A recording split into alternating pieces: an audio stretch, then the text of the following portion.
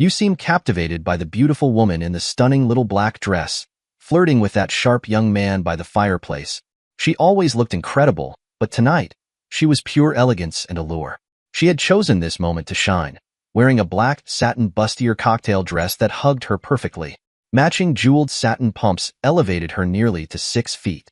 Beneath it all, a Victoria's Secret lingerie set and stockings, her look completed with sparkling Tiffany diamond earrings.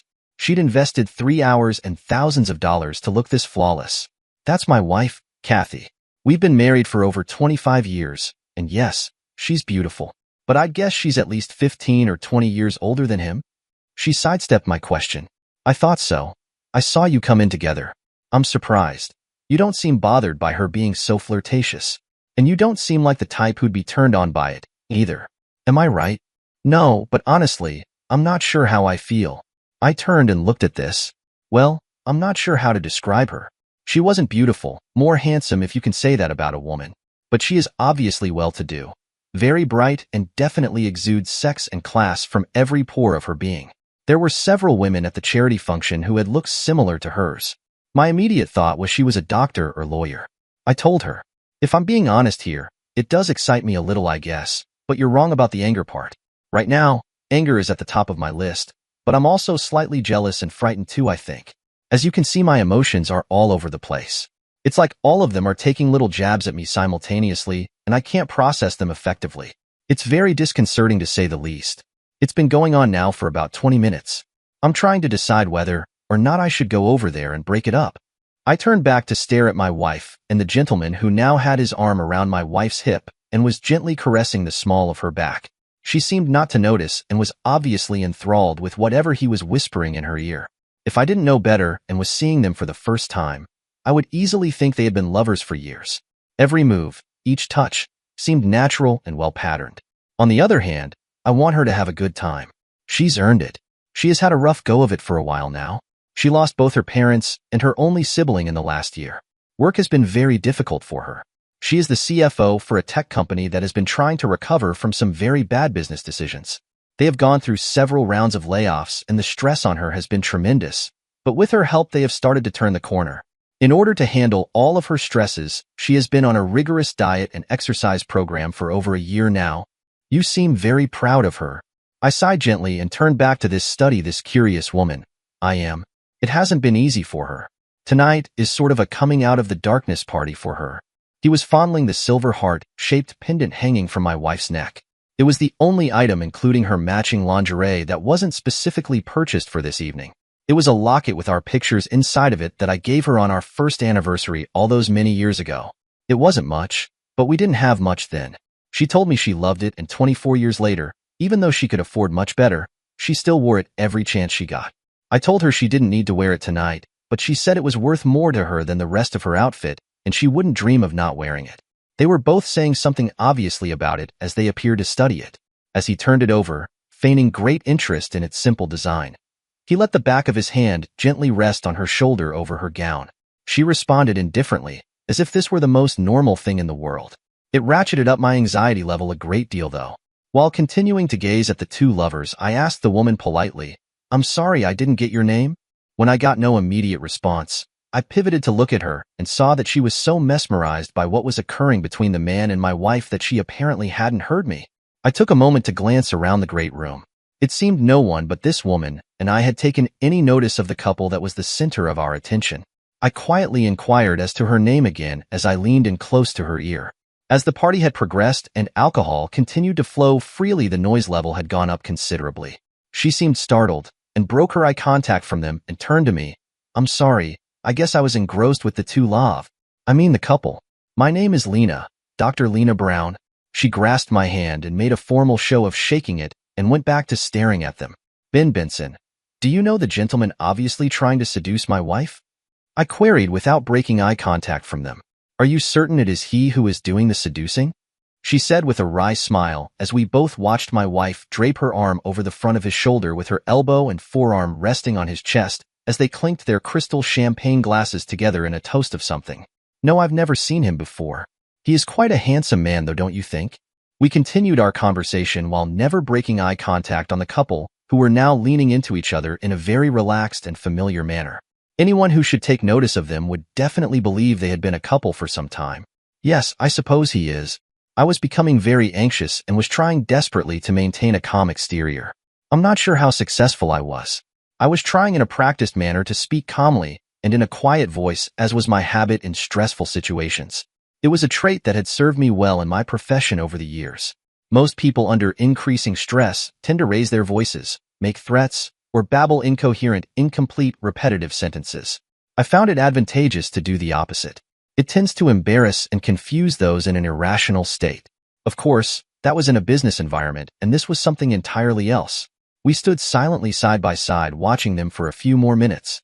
There was no way we could turn away. It was too provocative. If it wasn't my wife involved, I would find it fairly erotic. I had a thought and sincerely questioned Dr. Lena. Are you married? What would you do in this situation if you were me?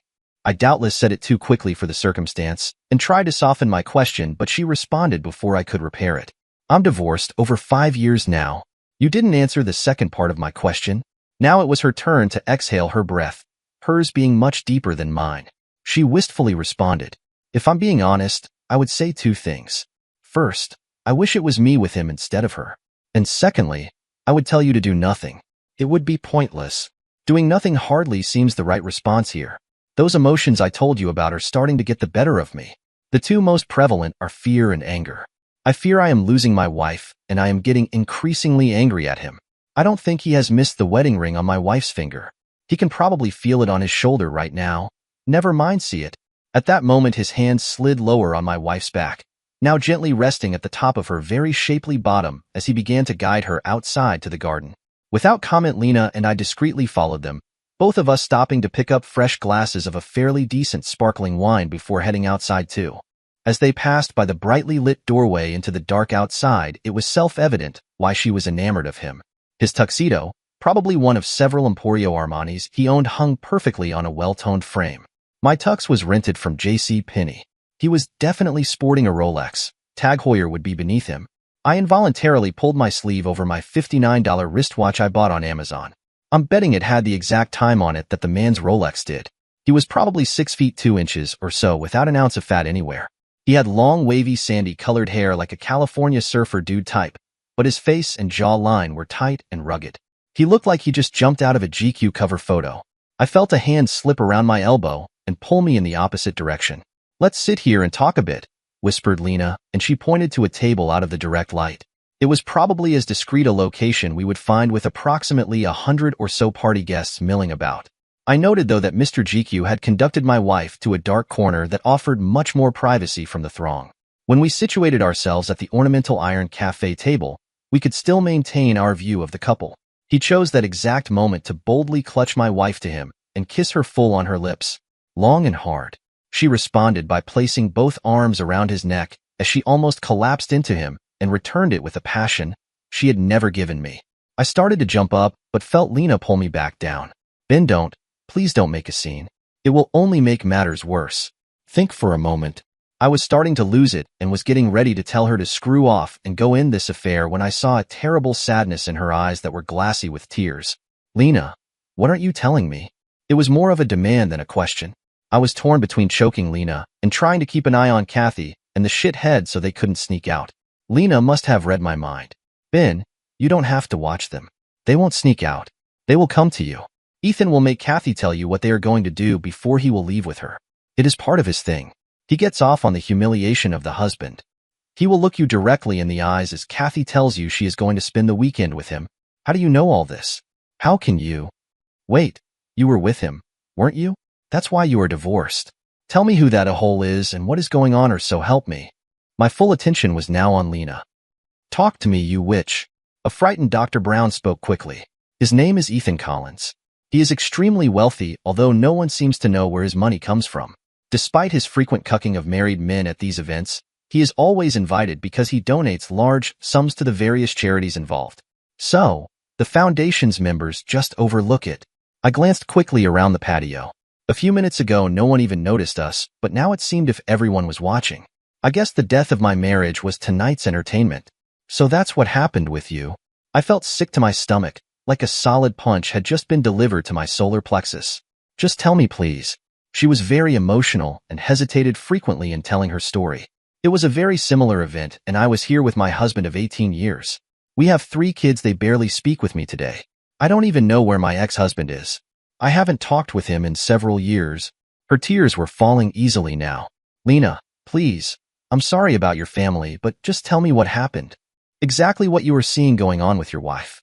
My husband Tom and I attended a fundraising event to upgrade our hospital's cardiology vascular lab with state-of-the-art EKG and other machines, as well as the latest implantable cardioverter defibrillators and other equipment. I hadn't been at the function more than 15 minutes when Collins set his sights on me. It seemed like a few minutes later, I was standing in front of my husband and some other invited dignitaries telling him I was leaving with Ethan. It really was a couple of hours, I'm sure. She broke down again. I looked right at the love of my life, the father of my 3 young teenage children, and told him I was going to spend the weekend with Ethan. I knew my marriage was over when I saw the shocked look quickly turn to anger on his face, but I was going anyway. Tom started to get up into Ethan's face, but a couple of the organizers' security team had appeared out of nowhere and physically convinced him to sit back down. I turned and walked away from his pleading voice, telling me to stop, but I didn't. Ethan was smiling the whole time with his arm around my waist as we left. Jesus. It gets worse, Ben. You need to brace yourself for this part. It was by far the best sexual experience of my life. It was unworldly. And despite everything I lost, if Ethan asked me to go with him again, I would. The hell with this shit. I'm going over there right now and put a stop to it. Don't do it, Ben. All you will do is embarrass yourself. Look around you. Everyone knows what is coming, and they are all watching you. The Foundation's security is already heading over to us. Besides, Ethan and your wife are coming our direction right now anyway. She is going to go with him no matter what you do or say. I looked behind me, and sure enough, that shithead Ethan had his arm around my wife's waist, her hips really guiding her to me. He had a smirk on his face that no one could miss, and he never changed his expression or broke eye contact with me. My wife at least had the decency to look away when she saw my disposition. In that instant, I knew 2 things. First, my marriage was over. No matter what happened in the next 5 minutes, we were done. Secondly, I wasn't going to play the helpless victim and be the evening's floor show. I wasn't going to give them the satisfaction. I turned back to Lena before they arrived to be greeted with the look of a woman who clearly was in lust with Collins. Shit, if he asked her, she would probably have sex with him on the table right now. Damn it. All of a sudden, a large cocktail party that was very boisterous 30 seconds ago got deathly quiet as I started to try to engage Lena in a conversation. From behind me came, Ben. Honey, I want you to meet someone. Her voice was cracking as she said it. I guess shitting all over a 25-year marriage is stressful. I didn't even turn around. I ignored her completely. I asked a shocked Dr. Brown to tell me about her children. Her mouth dropped open. She tried to recover and speak, but only emitted a couple of squeaks. Much louder this time. Ben, I want you to meet someone. This time with surprise and embarrassment in her voice. Still looking at Dr. Brown and waiting for her response, I continued to disregard them both. Then the shithead Collins interrupted.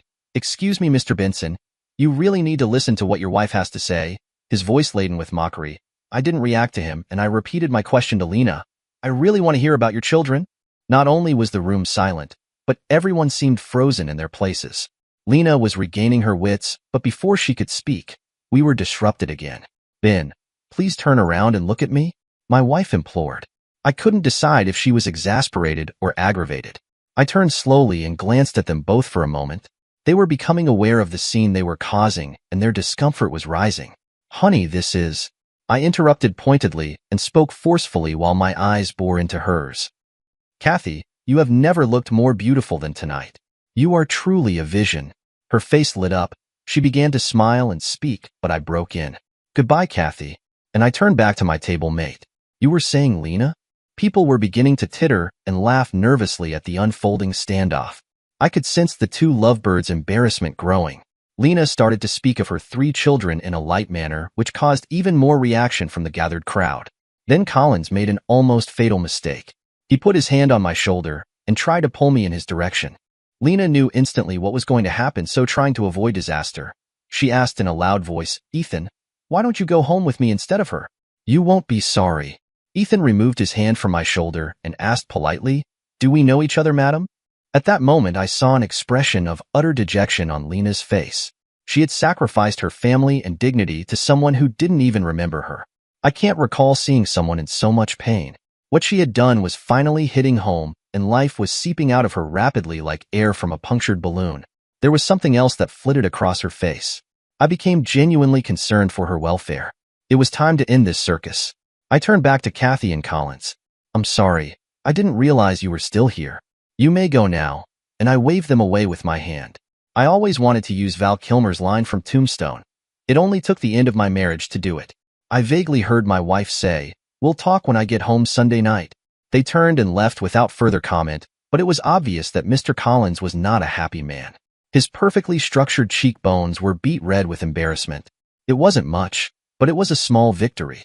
Looking around the patio, I could see that the attendees were disappointed that there wasn't more of a show. Sorry to disappoint. Maybe next time, folks. I thought to myself. The two beefy security guys gave short laughs as they turned and walked away. Lena, having somewhat recovered, offered, "She thinks you will get past this." No, she couldn't possibly. She has to know she just ended our marriage, and she is going with him anyway. You were right about everything. I felt melancholy. Thank you for trying. But I have to know, did you do that for me, or you? Neither. I tried to do it for your wife. I have lived for the past 5 years with the emotional turmoil and pain she is going to experience. Something was already dead inside of Dr. Brown, and it shook me to my core. Dr. Brown, Lena, I know what you were thinking right now. Please don't do it. It isn't worth it. What are you talking about, Ben? Don't play games with me. Look me in my eyes and tell me you aren't thinking about harming yourself. Funny, my thoughts weren't with my wife or marriage, but I was deeply troubled that Dr. Brown was possibly going to end her misery and do so tonight. She couldn't look at me. She just dropped her head and wept. All right, Doc, you have 3 choices. You and I can sit here all night long and talk. We can go to a 24-hour coffee shop and speak there, or I can take you home. What's it going to be? She gave a little snort.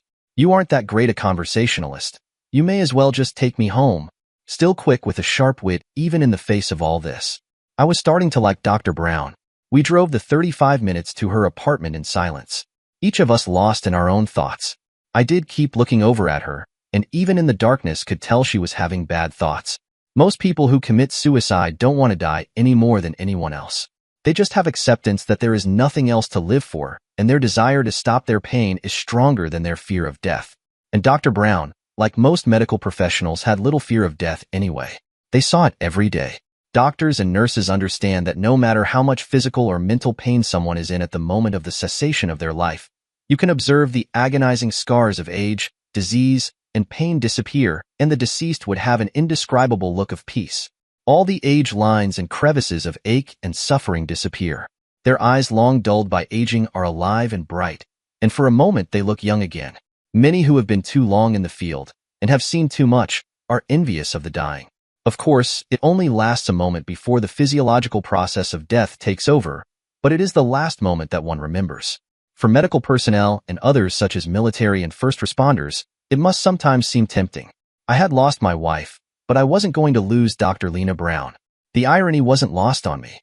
When we arrived at her apartment, I escorted her to the door, took her keys from her, unlocked it, and followed her inside. Thank you, Ben. I can get myself to bed. What are you doing? I was taking off my jacket and tie, followed by kicking off my shoes. I'm not leaving you alone tonight. I will sleep here on the couch, but I am not going to leave you until I know you are going to be okay. You are too important. Don't even think about arguing. And I plopped myself down on the couch and watched her. She just stared back at me for a few moments, then without a word turned and walked into her bedroom. I looked around the apartment. It was pretty stark for a woman's home. There was not a single family photo or memory to be seen anywhere. Not a good sign. 5 minutes later, she came back out wrapped in a fluffy blue and white robe. She went to the kitchenette and poured us a couple of glasses from a previously opened bottle of red wine. She came into the living room and sat down on the couch next to me. She once again had tears in her eyes, but they were of a different kind. They were tears of gratitude. Okay, Ben, let's talk. Sometimes it doesn't take much more than caring to save someone's life. 5 years later. Today was the 5th anniversary of my divorce being finalized, and coincidentally, it was my first grandchild Jonathan's 2nd birthday. Today would be the initial time Kathy and I had been in the same place at the same time since I filed for divorce. That isn't completely true. We tried to be in the same room once a few months after the final decree, but it didn't go well at all. It was partially my fault. Well, admittedly, it was mostly my fault. I could have taken the high road and been an adult about it, But I was still pretty angry, so when my wife approached me to talk about it at our daughter's graduation reception, I took the low road instead. "Hello, Ben. I've missed you." When I interrupted with, "Hello, Miss Brett, how are?" she ran crying out of the room. If looks could kill, I would have been dead right then and there. Most of the family members in attendance were shooting daggers at me. I did have to give credit to our kids, though. We raised them right, and they were smart enough not to get into the middle of our separation. But as they pointed out after the reception fiasco, I acted childishly. They did, however, have the good sense to decide that there would be no further attempts at having the two of us at the same family function. Well, what did they expect? Our divorce was pretty acrimonious. I can't take all the credit for that because even though I was angry and wanted my pound of flesh, my wife fought the divorce in every way she could, which I wasn't exactly sure how you did that in a no-fault environment. I think her strategy was to utilize every delaying tactic possible to make the divorce so expensive I would give it up. Having money, though, is one of the few downsides in a divorce. It can go on for quite a while and lawyers get paid regardless. In any case, I wasn't giving it up. But Dr. Brown had been right again. Kathy thought I would get past her little weekend fling. I wondered if she tried the same tactics during her divorce. I never asked her, though. Kathy also somehow got the family law judge to order mandatory counseling. I suppose it wasn't really mandatory, but when the judge looks at you and says, "Mr. Benson, while I can't order counseling because there are no minor children involved, are you really saying that you can't do a few weeks of counseling to try and save a 25-year relationship? What are you supposed to do?" We agreed. I mean to say the lawyers agreed on 12 sessions, but after the third one, both my wife and the assigned counselor knew it was hopeless, and we all agreed to call it off. As I remember it, my wife ran out the room crying then too. I think the consensus was reached after I said something like, "Do you really believe I am going to stay married to a bitch that wanted to introduce me to her boyfriend so she could tell me she was going to have sex with him all weekend long in the middle of a damn charity function with a couple hundred people watching?" It was an honest question, but perhaps I could have been more tactful. It did get my point across, though. I did get the last laugh, too. After her counseling gambit, I had my very eager young, heavily saddled with tuition debt lawyer amend the divorce petition to include spousal support for me. You see, my wife's total income package was more than twice mine. And after 25 years, I had the right to a portion of it. Something about, in a manner accustomed to. I didn't really need it as we were both able to provide for ourselves comfortably enough, but it was the principle of it, right? Although not nearly what I demanded, I did get a nominal amount, mostly because her legal team told her what might happen with her investments, retirement, profit sharing, etc. if we didn't have an agreement in place beforehand. She conceded to the support, and I knew it galled her because our finances were always separate. I was happy. The money I put into a savings account for any future grandchildren. But the thing I was most happy about was, as part of the final decree that we had agreed to in the settlement, she was supposed to retake her maiden name back as her legal name. I wanted to be completely done with her.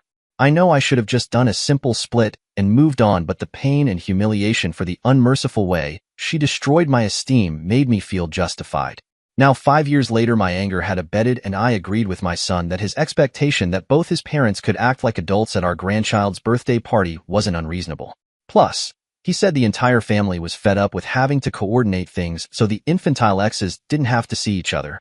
He was being polite, because everyone really meant it was just me that was being infantile. I was always proud of him, and I think a father is most proud of his children when he is confronted with the truth and recognizes that his child is correct and he is wrong. I don't know if the same is true for mothers. So that brings us to today, as I am standing in my son's expansive backyard, already filled with entertainment devices that number 2-year-old could possibly master. But it is an exceptionally good family yard. For some reason, it gives me feelings of hope. I have a light beer in my hand waiting for my ex to make her appearance. I had gone for a double scotch on the rocks, but my daughter-in-law gave me the stink eye, so I settled for the beer. Again, based on what was to come, it was probably a better choice. Maybe Kathy will chicken out? That's doubtful, because she has wanted to talk for years. Interestingly, I don't feel any of the anxiety and anger I've felt in the past when I thought of her. Maybe it was time. As I was reveling in the backyard's ambience, I saw her come in. She still looked beautiful. My heart didn't skip a beat or anything, but I did smile involuntarily. I quickly looked around, embarrassed to see if anyone saw my expression. She seemed a little nervous, but nevertheless made her rounds to the family and spent some time on one knee talking to the birthday boy. I couldn't tell if she had seen me yet, but I assumed not. So, I just kept to myself, staring at something resembling a jungle bin. The only thing was, it looked way too safe for a boy to be interested in playing on it. Nearing the end of my inspection, I was disappointed to conclude that there was not even one single way for a kid to injure themselves on it. I heard her voice. Hello, Ben. How have you been? I turned to her. Yes, she definitely looked good. I stared at the Manhattan, her favorite drink, in her hand. It wasn't even in a coupe, but a tall bar glass. They made me get a light beer, as I lifted my bottle into her field of vision. Oh well, I sighed. I've been good, Kathy. There was a bit of an uncomfortable pause, then for some reason I blurted out, You never had your name changed back like you agreed to? Surprisingly, she didn't burst into tears and run out of the party. She merely responded calmly. So, sue me. It's not like you haven't done it before. I didn't have it changed because I still consider you my husband even if in your eyes and the laws I'm not. I couldn't help myself. I had to laugh. She used to make me do that a lot. Okay, Kathy Benson it is then. You know I have been keeping tabs on you. She offered unapologetically. That raised my eyebrows and my hackles. No, I didn't know that. I snapped at her. She waved me off with a brush of her hand. Oh, don't worry, it's not anything, Sub Rosa. I met your friend Dr. Brown. We have talked quite a bit the last couple of years or so. Actually, we've developed a bit of a bond. It might be too soon to say we are friends, but I think we are good for each other. I was beginning to believe our meeting today may have been a very poor idea. She noticed my expression. Please don't be angry with her. I begged her not to tell you. I know you two are good friends, and I didn't want to ruin that. I just wanted to try to understand how I could have done what I did to you, to us. Honestly, we don't even discuss you. We are just trying to help each other. She expressed sincerely. Wow, weird, I should be very upset, but I'm not. I thought. I'm not angry with you, Kathy. Have you two made any progress in your understanding? I quizzed without a trace of rancor. Some, but it is a work in progress. She is quite a woman. She told me that you saved her life. No, I didn't. She saved herself. I just provided the opportunity for her to do so. I can't believe I'm saying this, but I am truly interested in understanding more about what happened. Or more accurately, why. I surprised even myself with how calm I was. Would you like to sit down and talk some? Kathy had to choke back her emotions. Yes, Ben, I would very much like to talk about it. We found an unoccupied table as far from the crowd as we could and sat facing each other. Before we start, Kathy, just promise me no matter what, you won't lie to me. We have too much of a history together, and we're too old to play any more games. If you ever had any love, any respect, any feelings for me at all, just please don't lie to me. She was already crying. It seems that if there is one thing I am good at, it is making women cry. She nodded her head definitively and spoke softly. I promise. She pulled out a handkerchief, wiped her eyes, and blew her nose. Not very ladylike, and it drew attention from the gathered partiers. I couldn't help it. I smiled at her. You know, the handkerchief thing always bothered me. Even when we first met, I thought. Here was this beautiful, self-confident young woman, a woman who knew what she wanted in life. She was so gorgeous, charming, and feminine. You were always an attention-getter, from both sexes. You were so special, and yet you blew your nose like a cigar-chomping fat middle-aged truck driver in a restroom at the local truck stop. Some things never change, I guess. We both cracked up and laughed uncontrollable for about 5 minutes. I'm sure the family went from being worried we would kill each other to thinking we were crazy almost instantly. But it did break the ice for us. When we had finally calmed, Kathy went first. Ben, I don't want to pry into your personal life, but Lena is very fond of you. She's quite attached, and it makes me jealous. I know I don't have the right to feel that way, but I do. She was nervous, but not being accusatory. How come you never married her? My instinct was to respond with something along the lines of, none of your damn business. But instead I opted for sincerity and openness with the understanding that it was past time to do so. Kathy, Lena and I are really good friends. We do a lot of couples things together, and she gives me peace and comfort. Believe it or not, but in the 5 years I have known her, we have been intimate less than a handful of times. That's not what our relationship is about. I will never ask her to marry me, partly because I don't want to risk ruining a beautiful friendship, but mostly because of what she did. I hoped I wasn't hurting Kathy, but I had to be truthful. I was destroyed by what you did to me. Lena told me that evening and a couple of times since that if that piece of crap asked her to, despite everything that she suffered, she would have sex with him on the 50-yard line during halftime at the Super Bowl. I can't risk having that happen to me again. I just can't. I hesitated, unsure of the impact my words were having on her. I continued. You probably don't know it. Our kids certainly don't. Nor will they ever. But I went through 2 years of therapy trying to understand what happened to me that evening. I know I reacted calmly and as if I was in control, but in reality, I was devastated. Did Lena tell you how often Loverboy pulled that stunt and the Foundation's reaction to it? Yes, but Ben, I never fooled myself. Even while I was standing there with him falling under his spell, I understood what the reality was. He didn't get me into his bed by telling me lies, in which he had found his soul mate in me. He never said it's our destiny to be together for the rest of our lives and travel the world in luxury. He simply told me that if I spent the weekend with him, he would promise me the best sex of my life. He told me that when I drew my last breath on earth, our weekend together would be foremost on my mind. That's all, and for some reason, even 5 years of therapy haven't provided me an answer for. I agreed to it. Well, was it? Was it the best sex of your life? This was a moment of truth. Kathy never even hesitated. There would be no more lies, at least from her. Yes, Ben, it was. I know that hurts you, and I'm terribly sorry, but I won't lie to you ever again. The truth of the matter is, nothing can compare to it, and before you ask, I would like to think if he came for me again I would say no, but I couldn't promise that to you. In fact, I spent the next several months after I knew you were gone and not coming back looking for the deep sensual emotion I had discovered that weekend. I'm afraid I did some shameful things. Lena, who did the same, called it the search for the endless pleasure. Thank you for being honest.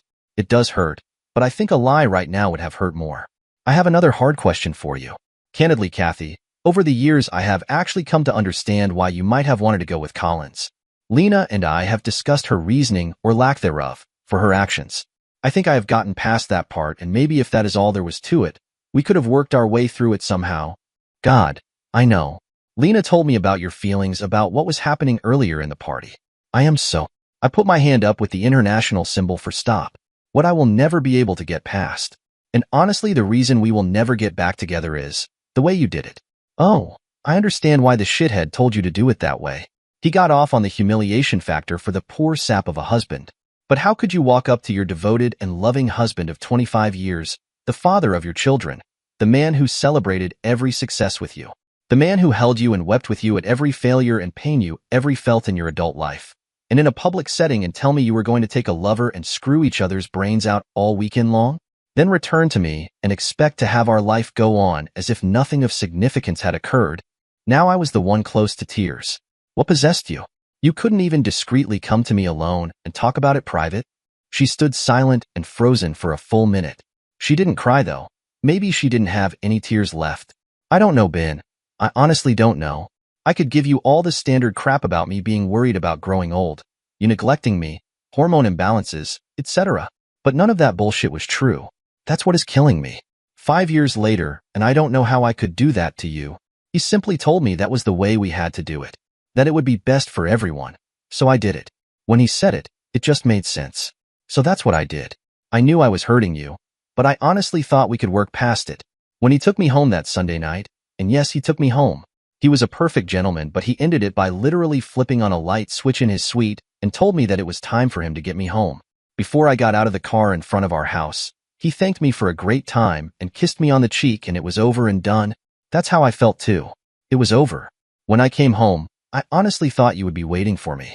When I realized you were gone, I actually got angry with you for running out on me. Can you believe that? It's why I fought the divorce so hard. I was going to make you pay. Nice touch on the alimony thing, by the way. I didn't know whether to laugh or cry. Kathy, you aren't some high school dropouts living in a single wide trailer working part-time at King Super. You have an advanced finance degree and practically run a Fortune 500 company, for Christ's sake. She didn't answer. There was no fight left in her. She was exposed, no part of her hidden from me. I have never seen her look so vulnerable. The answers to my questions might never come because she truly didn't know them. How is that even possible? What do you want from me, Kathy? She was almost begging. Ben, I want you to save me too. You did it for Lena and she did the same thing as I did. And you were with her. I just want to be back in your life. I can accept us never being married again, even living together, but I can't live with you not being in my life. It's killing me that I made us strangers. Up until today, I would have snapped out the obvious response, because I was never married to her. But I decided to remain silent. I had no idea how long we had been sitting and talking. I looked around the backyard, and we were the only ones left. The sun was starting to set to the west. I briefly thought, the party is either over, or we scared everyone inside. Kathy seemed not to notice. She was still lost in her thoughts about the choices she had made. What did I want? That was the most prevalent thought on my mind. I had been asked several times over the years by well-meaning friends and family, not to mention my counselors, are you better off with her in your life or out of it? My resounding response has always been, out of it. But now I'm not so sure. The truth is I miss her. I miss holding each other in bed, winding down as we would talk about our days and our children. I miss laughing together at life's comedy going on around us. I miss the smell of her perfume.